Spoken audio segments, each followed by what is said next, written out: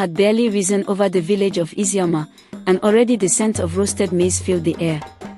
Children ran barefoot on red earth, laughter echoing between mud huts that glowed in the morning light. Among them were two young women, Amora and Ngozi, inseparable since childhood. Amora was the kind of girl whose smile could calm a storm. Her skin was smooth like oiled ebony, her laughter soft and easy. She spoke to everyone with warmth, and everyone loved her back. Ngozi, on the other hand, was sharper, beautiful, yes, but in a fierce, restless way. Her eyes always searching, her thoughts never still.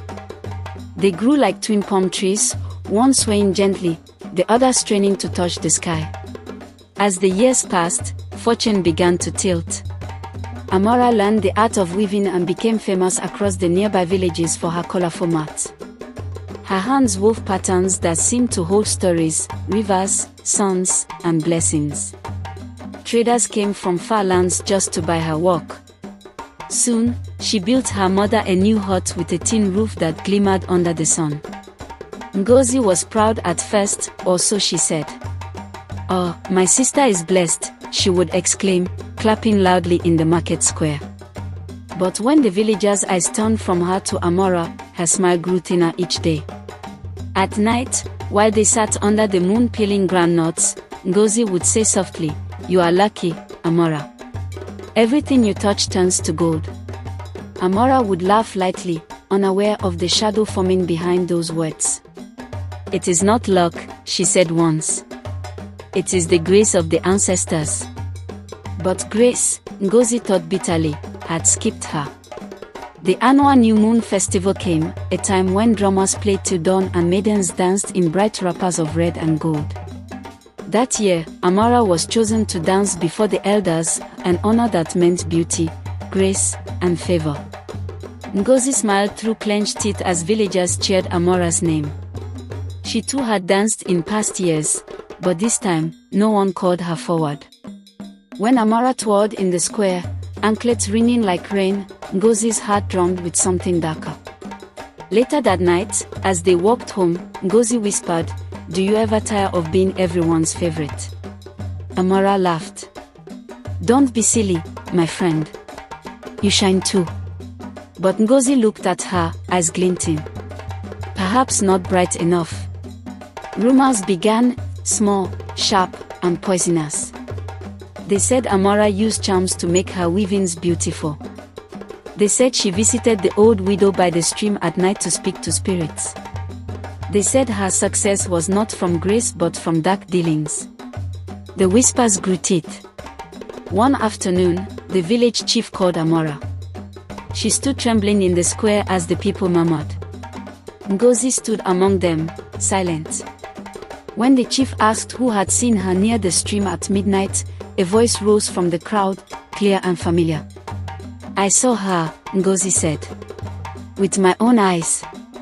The crowd gasped. Amora turned slowly, disbelief spreading across her face like spilled ink.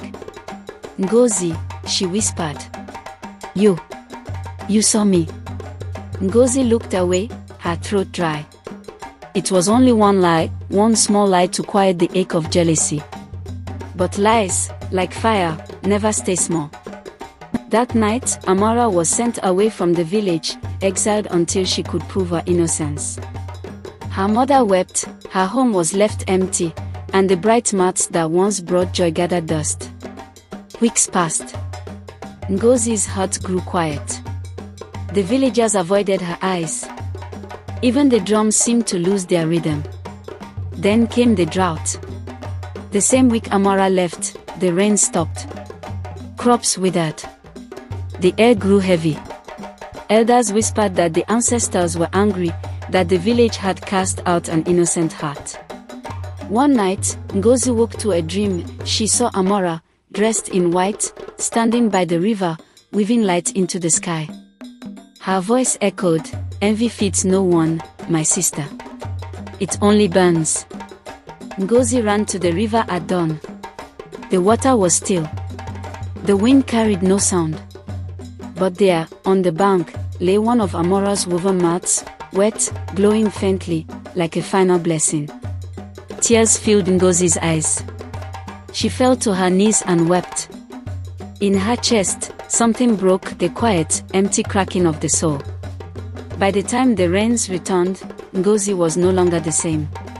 She spoke little. Her laughter was gone. Every festival that followed, she sat by the edge of the square, watching others dance where she once stood, haunted by a friendship she destroyed. They say Amora never came back, but sometimes, on quiet nights, travelers hear drums near the river, soft, rhythmic, forgiving. And when the young girls of Isioma ask their mothers why envy is called a sickness, the mothers tell this story. Because once, two girls grew up as sisters. And one let jealousy steal her soul.